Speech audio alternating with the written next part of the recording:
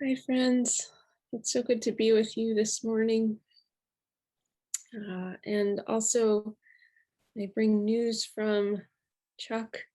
He is traveling home from his sister's house in North Carolina, and he's feeling better, but still not quite up to services. But he sends his very best regards. He loves this congregation. Yeah, and he's going to keep working on his healing. So hopefully you'll see him sometime soon. So I'm glad to be here this morning with you. And our reading comes from poet Denise Levertov, one of my favorites. And this is called Talking to Grief. And I'll actually put it in the chat here so you can read along with it if you want to. Grief, I should not treat you like a homeless dog who comes to the back door for a crust, for a meatless bone. I should trust you. I should coax you into the house and give you your own corner, a worn mat to lie on, your own water dish. You think I don't know you've been living under my porch. You long for your real place to be readied before winter comes. You need your name, your collar and tag. You need the right to warn off intruders and consider my house yours, your own, and me your person, and yourself my own dog. And now we will hear our message, the gift of integration with Kai, and I'm going to stop the shares so we can all look at her face. Yay, and I can look at your faces. This is great. So when I found out that I would be speaking here late last week, I was just thinking about some of the things that have been so live for me. Now during COVID, we've gotten so much good news and hope, and then we've also heard these difficult things about variants. And yeah, so we have the strength and we can do it, and we're going to keep learning things, and we're going to keep growing, and we're going to keep reaching out and keep supporting ourselves and our neighbors. And I feel like Yesenia's song this morning really captured that. Thank you. That was really beautiful. So I'm just thinking this year I'm curious about who in this group came into contact with something in yourself which you didn't like in isolation. And nobody has to raise hands for this, especially maybe not married people. How many of us came into contact with something in a loved one that we did not really like or love this year during isolation? And those of you who have been married longer than I've probably had lots of years to just practice. This is my first year of marriage, so that's rather live for me. But maybe not even something that we just don't like it, but something that was aggravating, disgusting, or abhorrent to our humanity, or these things are out there. And also pretty much everyone I know has had to grapple deeply and differently with this really hard emotional landscape. Isolation, feeling different and not in a good way, uselessness, our partners, various foibles and things, exhaustion, fear, guilt. And I'll give you a funny but simple example.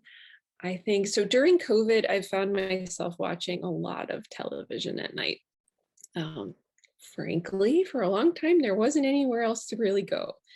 And I kind of despise television. I mean, and I look at that emotion closely in that word, and I really do mean despise. Like I have a sense of superiority about not watching TV. Like, Like somebody may start to tell me this wonderful story about a show they're watching, and I'm like, oh, interesting. Oh, that sounds, oh, wow. And underneath, there's also this feeling that's like, oh, I'm so sorry you're rotting your brain. Like, it's just this, it's this judgy voice. And I'll tell you, I caught up on all kinds of television from all kinds of eras. We're talking Magnum PI. We're talking Agatha Christie. Hallmark Christmas. Yes, I was there. There was a very intense show by Jane Campion called Top of the Lake. I kind of stayed away from horror and disaster films because there was already enough disaster, but I have watched a lot of TV this year. And it was so much television that I started to get lethargic. And then I started to get disgusted and kind of ashamed.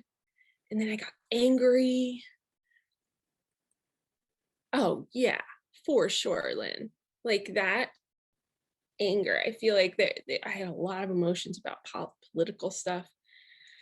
And so maybe before we go further, I'll just say that one of the things that helped me stop the cycle, or so help me break into this behavior, was this idea of a moment of nurturing. I started going to this Buddhist group called compassion-based cognitive therapy. It's like it's just sort of a learning how to be compassionate with ourselves and learning to extend compassion to others.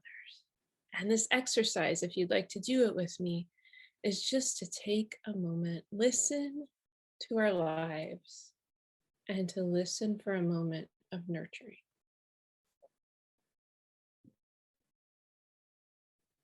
Like a place where you've been really accepted and seen by someone.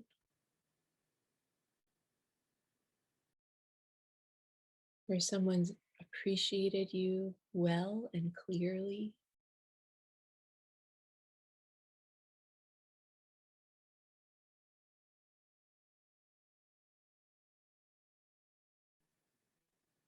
And maybe that comes up immediately. Maybe that needs a few more breaths to find that place. Maybe it's little, and maybe it's big. You can call to mind one nurturing moment. And just breathe with that.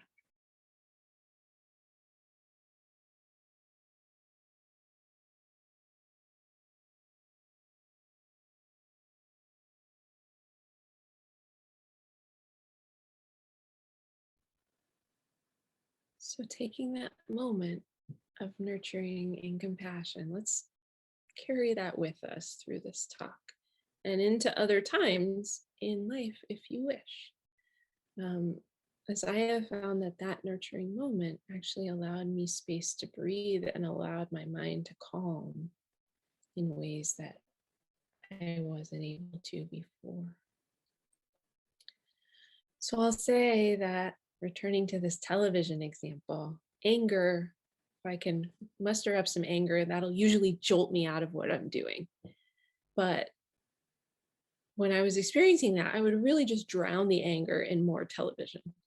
I'd just be like, oh, I hear you, kind of. No, no, no, no, no. No, thanks. And it's really amazing how much I cannot feel with the screen in front of me. I was reading some Martin Buber, who's a wonderful philosopher and a thoughtful guy, the guy who thinks about I and thou. Like the idea that the other, that in speaking of the other, we're noticing a sacredness there, that we want to make sure that people are full creations in our mind and not just a cardboard cutout, like an it. And so he kind of talks about that in a philosophical way. And one of the things he says is that people can be just experiences. And so that's how I was thinking of that television time. Martin Buber writes, those who experience do not participate in the world.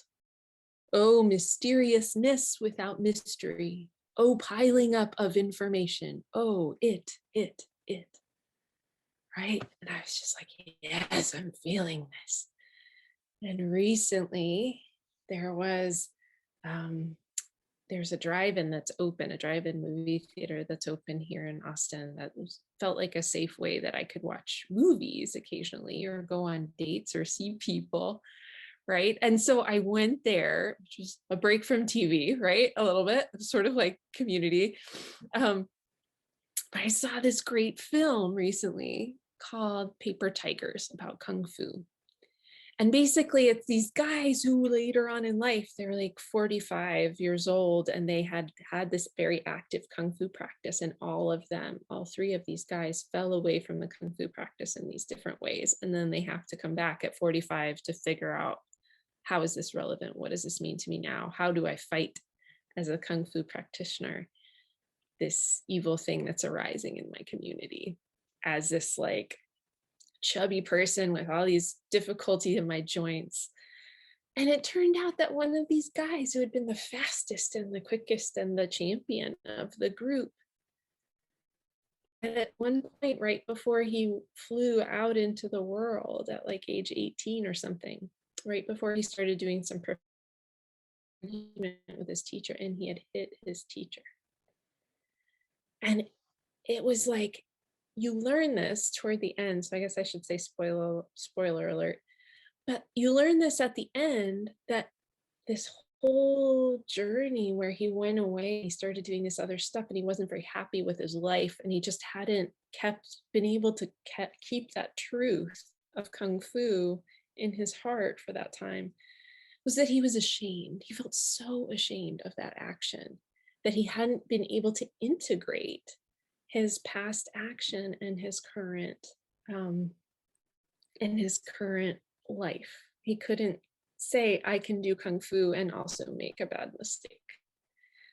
And so he had to confront this action and tell his friends and give it some air, and in order to kind of rejoin himself, his 18-year-old self that had all this dignity and all these ideals about who he was going to be.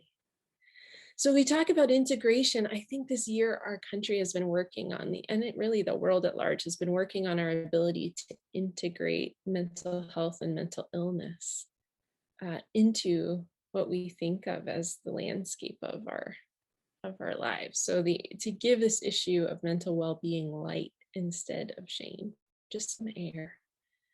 So when I found that I could no longer ignore the TV watching and despising it wasn't really working, I had to acknowledge it. And I began to notice that I was watching television because some of the emotions of the pandemic just felt much too hard to manage. Grief and fear and panic. And for me, a depression that had sort of followed throughout my life. And I had moved in all these ways and done lots of activities and achieved this and moved to this place, and so that I could not feel those feelings.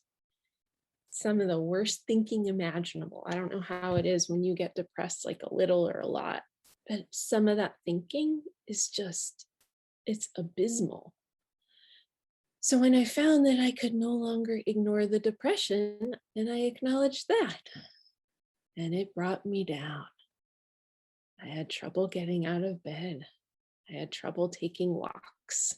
I didn't get on my bicycle for 6 months. And I went deep into it, as I had been afraid that I would. And I started to get to know it. And I started to acknowledge it to others. Over time, I started to notice how different triggers would send me into like achievement mode, and I didn't have the energy or the mojo to do that achievement. And I just had to keep dealing with it. I just kept saying, I don't have the energy. I don't have that energy right now. And so I would just notice how far I would go to escape this difficult turn that my own mind could make. It was uncomfortable and it was terrifying. And this feels like a good time for a nurturing breath. So if anybody would like to take a breath, just thinking of that nurturing moment, being held and seen and known.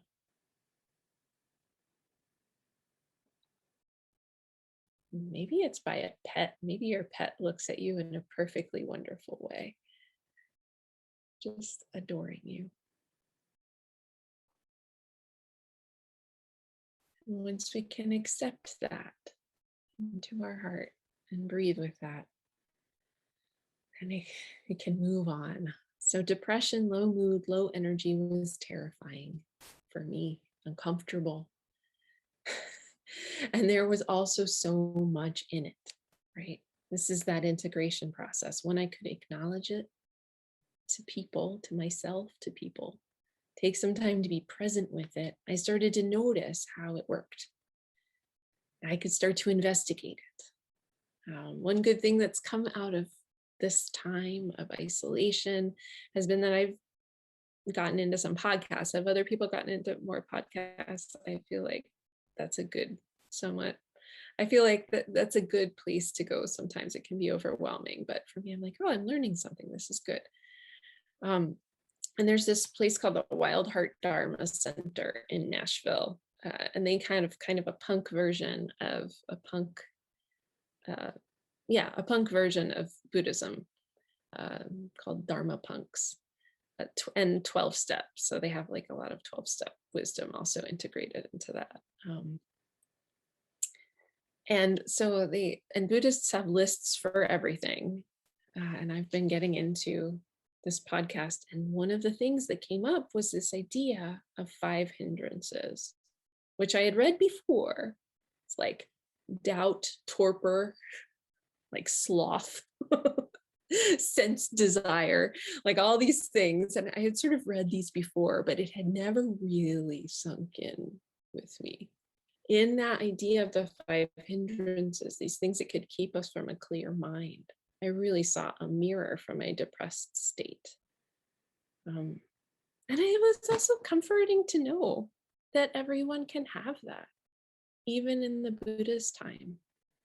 And particularly this idea of doubt, I think, is one thing that comes up for me a lot when I have a low feeling or a low mood.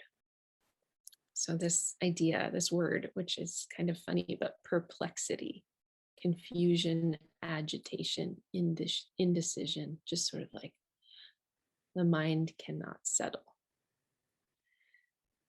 And that's a mind state that for me causes terror and panic. I would rather sleep. I would rather do just about anything, go anywhere, watch anything, than sit in confusion and agitation and indecision. And so the thing to bring to that is an awareness, right? In Buddhism, that you're in a mind state, that like your mind is not those 3 things, that the mind is a larger bowl than that.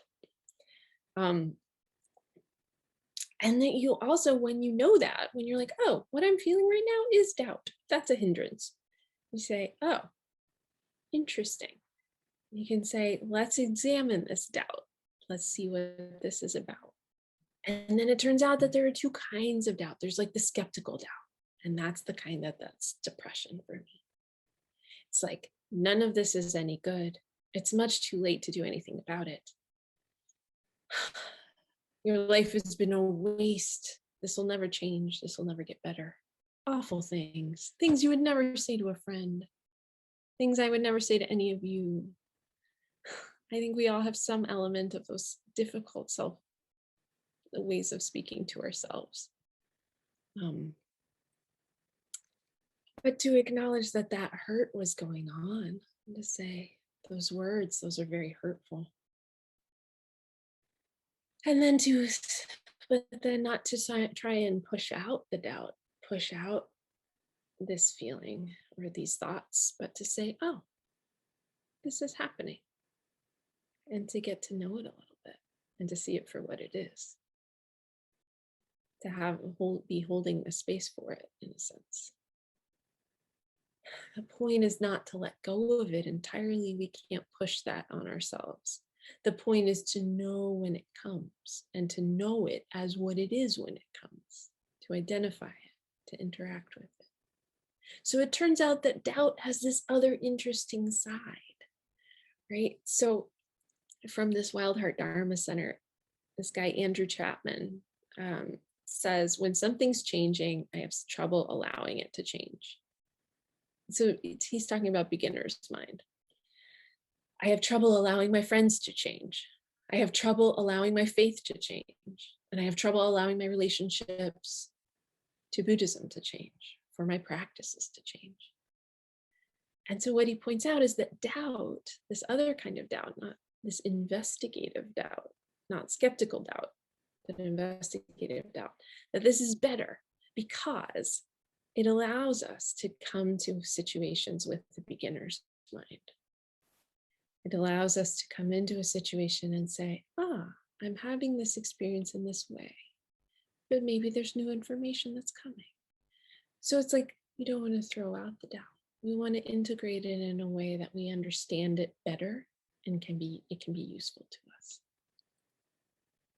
So I'll just say, so I feel like this is what integration is in my mind, not just to fear the thing that comes up and takes over the mind, and not to move so fast we avoid it, like all of our cultural superheroes. We're moving so fast and have this difficult, think of Batman, who's even metaphorically has a cave that nobody sees.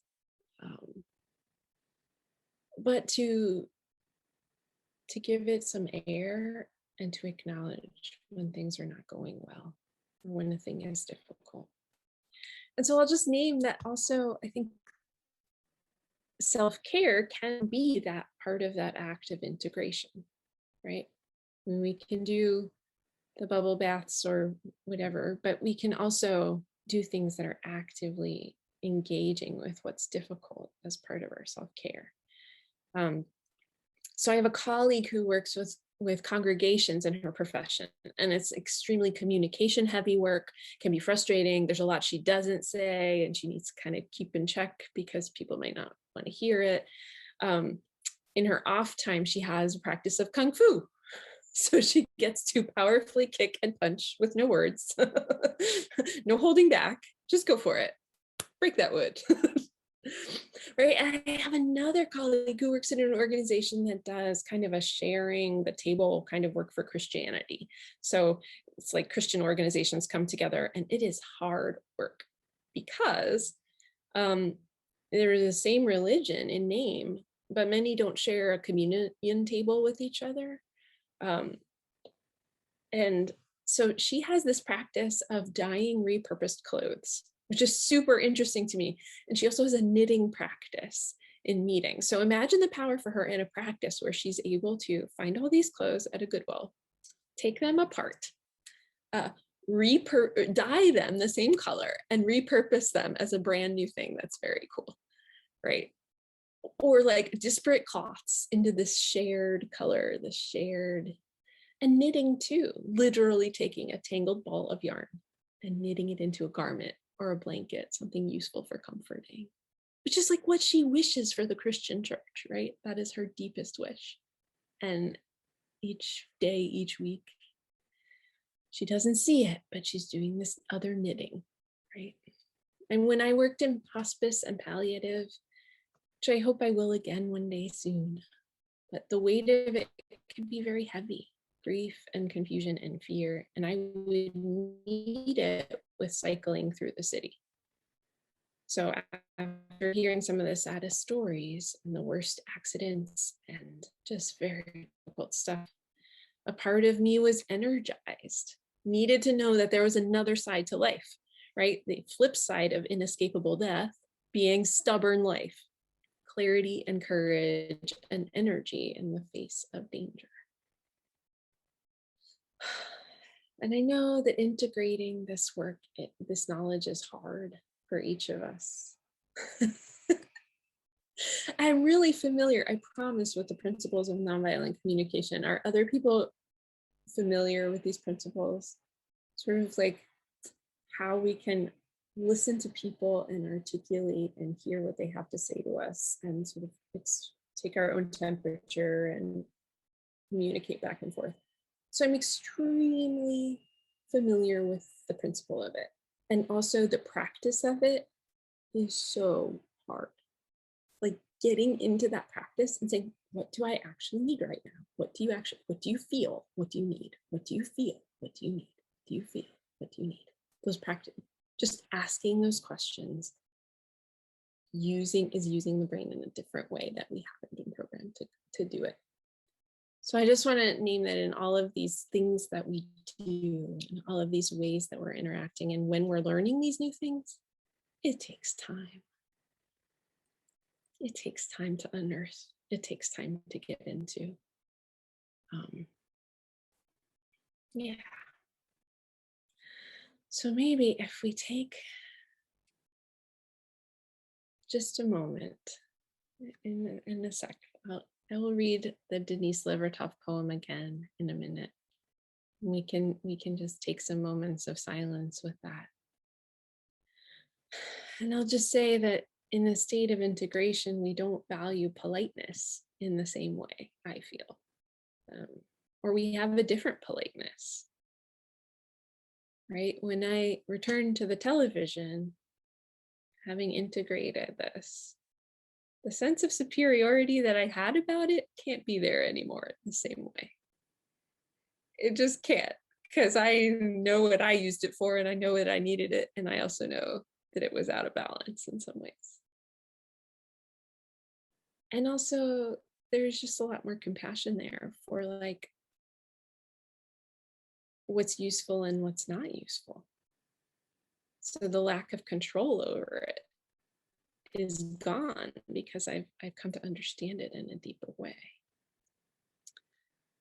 So let's take that moment. I'm just breathing and maybe asking the question, what are we pushing away right now? What are you pushing away right now? What is it not okay to feel? What does it seem not okay to bring to the surface?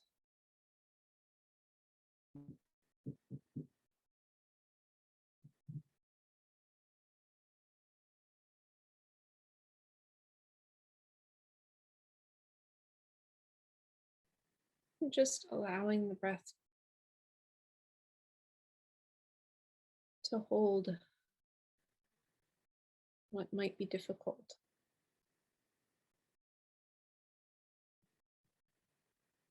Remembering that if it ever starts to feel too difficult, you can always bring in this nurturing moment.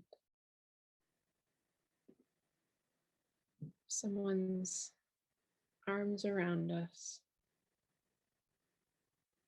or pause, or just a smile.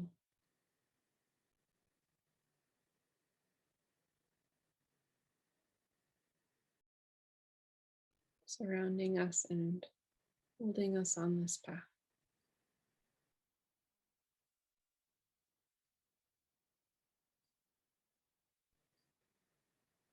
And if there's anything that comes up for you in this moment, anything that is being pushed away, that it feels like it's the right time to open up and give some air to. And I invite you to do that in coming days and weeks with appropriate care and gentleness.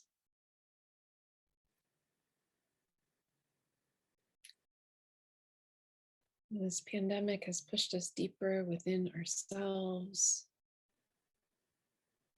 For some of us, and this depth can be overwhelming, but also a gift.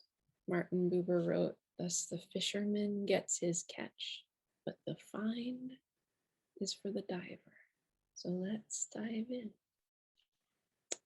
Ah, grief. I should not treat you like a homeless dog who comes to the back door for a crust, for a meatless bone. I should trust you. I should coax you into the house and give you your own corner, a worn mat to lie on, your own water dish. You think I don't know you've been living under my porch. You long for your real place to be readied before winter comes. You need your name, your collar, and tag. You need the right to warn off intruders, to consider my house your own, and me your person. and yourself, my own dog. Let us nurse and own that wounded part. May it be so. Amen.